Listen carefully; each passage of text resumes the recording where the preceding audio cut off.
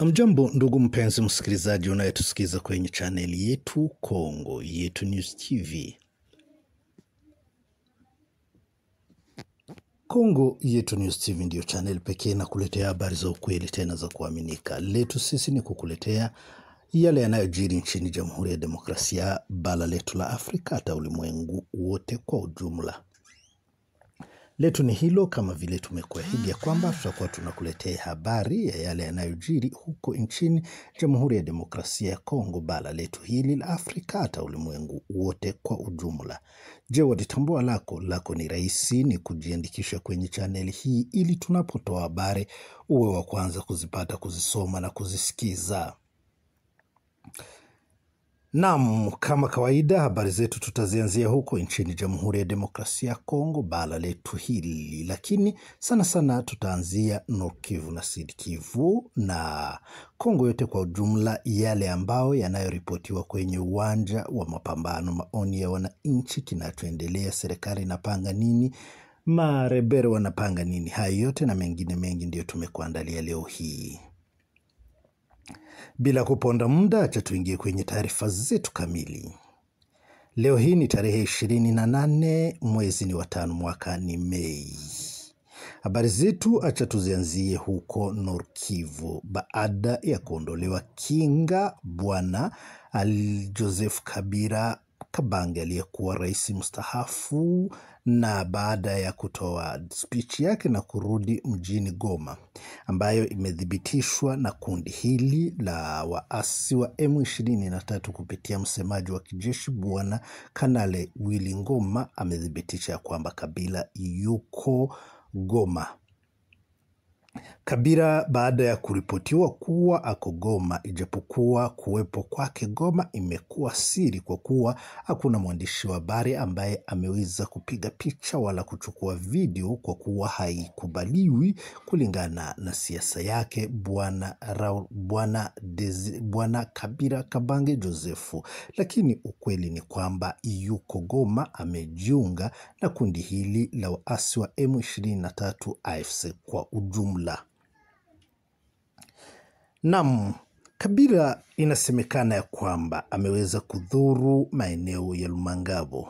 Lumangabo ikumbukwe ya kwamba ni kampu ya wanajeshi ambayo kwa sasa imetumiwa kwa kufanya mazoezi na kufunza wanajeshi wa FARDC wazalendo ambao wameshikwa kwenye vita ama wamejisalimisha kwenye kundi hili la M23, wakati ambapo walikuwa wanapigana na kushika mji wa Goma ama kukamata kundi hili.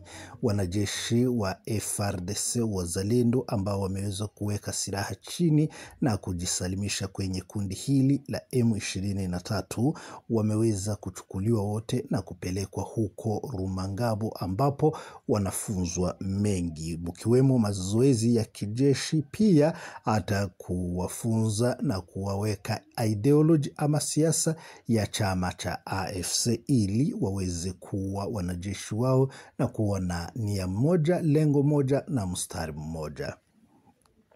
Bwana Kabila, kama inavyosemekana, ameweza kudhuru kampu hili la wanajeshi na kuongea na wanajeshi wadogo pia na wanajeshi wakuu. Na sio hapo, inatarajiwa kwamba Kabila atadhuru maeneo kadhaa hapo mjini Goma kabla ya kutoka mjini hapo, na haijajulikana akitoka Goma ataelekea wapi, lakini habari za ukweli tena za kuaminika ni kwamba ana mpango wa kudhuru maeneo kadhaa hapa mjini Goma, hata na kuongea na viongozi tofauti na watu tofauti, yale ambayo yatakayoongelewa na huyu aliyekuwa rais mstaafu bwana Joseph Kabila Kabange, tutakuja kuyajua baada yake kuyaongea.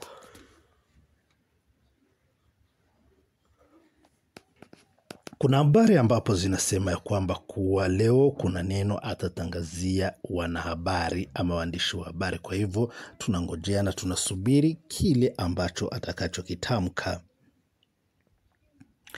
Na habari zingine zinasema ya kwamba jana ameweza kudhuru mipaka ya Rwanda na Gisenyi ili aone vile usalama uko Rwanda na Gisenyi. Kumbuka ya kwamba Gisenyi na Goma tafadhali. Gisenyi ikumbuke ya kwamba ni huko Rubavu nchini ya Rwanda, na Gisenyi ni huko mjini Goma, na Goma ni nchi ambazo zina mipaka ambayo inaunganisha nchi hizi mbili. Habari zinasema ya kwamba bwana huyu Joseph Kabila Kabange ameweza kudhuru mpaka hiyo.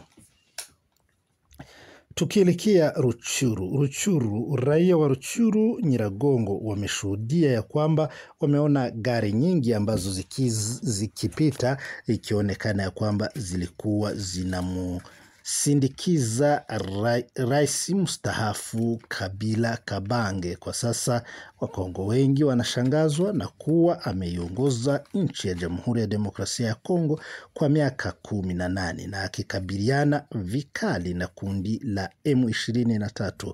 Kwa leo mambo yamebadilika, naye amegeuka kuwa rebel na amejiunga na wale ambao walikuwa anapigana nao. Lakini hayo yote tutakuja kuelewa baadaye, tujue mwisho wa haya.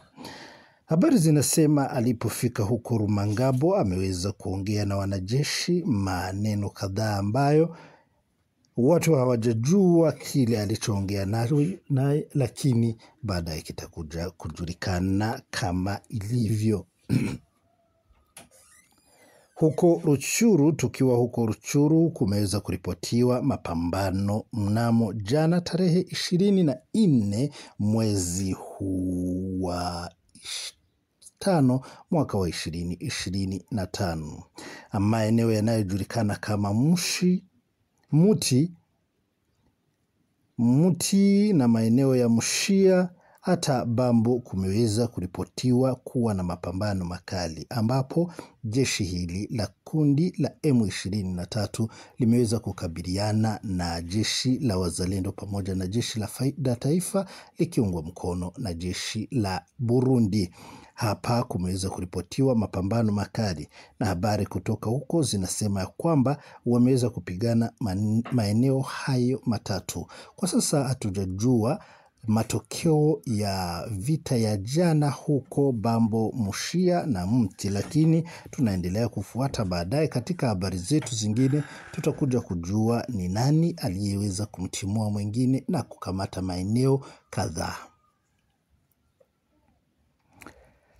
Sud Kivu yaendelea. Sud Kivu, FARDC, wazalendo pamoja na jeshi la Burundi waendelea kujipanga na kuweka silaha nzito za kulinda mji wa Uvira, ambapo jeshi la Burundi inaonekana ya kwamba wamejipanga, na kupitia habari zinazotoka huko nchini Burundi zinasema ya kwamba Burundi walikuwa kwenye vita wakisaidiana na nchi jirani kulingana na mikataba ya maraisi Bwana Evariste Ndayishimiye pamoja na mwenzake Bwana Antoine Felix Tshisekedi, ambapo wamesaidiana kama majirani na mandugu ili waweze kukabiliana na adui M23 aliyevamia nchi ya Jamhuri ya Demokrasia ya Kongo. Na ikumbukwe ya kwamba kuwa wanamshtumu adui huyu wa M23 kuungwa mkono na nchi ya Rwanda pamoja na nchi ya Uganda. Hiyo ni serikali ya Kongo ambayo haikome kuwanyoshea kidole Rwanda na Uganda kuwaunga mkono waasi hawa wa M23. Hata Umoja wa Mataifa katika ripoti zao kadhaa tofauti wameweza kushuhudia hayo na kuyatoa kama ripoti kuwa Rwanda na Uganda wanawaunga mkono waasi hawa wa kundi la M23. Lakini Rwanda pia haijakoma na Uganda kukanusha madai haya, wakisema ya kwamba hawana mkono wote ama faida yoyote ya kuwaunga mkono waasi hawa.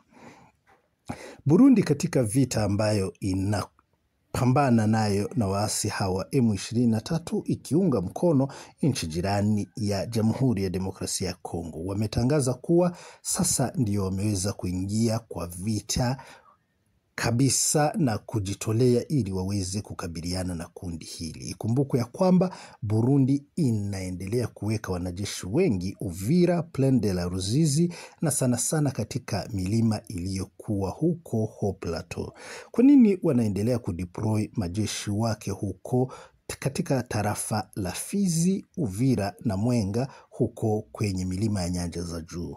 Wanapanga hivyo ili waweze kuzuilia kundi hili la M23 na Twirwaneho ambalo limejaribu kuingia Uvira wakipitia njia ya Kamanyola na Katokota na mahali kwingine huku chini kwa barabara, lakini ukuta wa jeshi hili la Burundi FARDC wazalendo imeweza kuwa ngumu kwa jeshi hili ambalo lilikamata mji wa Bukavu bila kupigana kwa urahisi. Wakaingia Kamanyola kwa urahisi, lakini kupenya ili waweze kuingia Uvira imekuwa ngumu sana. Ndiposa jeshi la Burundi FARDC wazalendo wanafikiria kuwa ama wanaona kama wanajeshi wenda jeshi hili la M23 Twirwaneho wanaweza jaribu kuingia Uvira wakipitia njia ya huko kwenye milima ya juu. Kwa sasa jeshi la Burundi pia limeweza kujenga vikosi na wanajeshi wengi pamoja na FARDC na wazalendo huko kwenye milima ya nyanja za juu. Habari zingine tunazo za undani zinasema ya kwamba FARDC kupitia kiongozi bwana General Pacifique Masunzu ambaye ni ako charge ya 3e zone de defense ameamua na kutangaza ya kwamba wanaandaa mashambulizi makali huko kwenye milima ya nyanja za juu ambapo wanataka kulimaliza kundi hili la Twirwaneho linalopatikana kwenye milima hiyo ya juu. Kwa hivyo wanaandaa kushambulia maeneo ya Bijabo, Chakira, Rugezi, Minembwe pia na Mikenge. Hizo ndizo habari tunazo za ukweli kutoka huko. Na sina la ziada ila na kutakia kila laheri mahali popote ulipo wewe ambaye umeamua kutufuata kwenye channel hii. Kwa heri.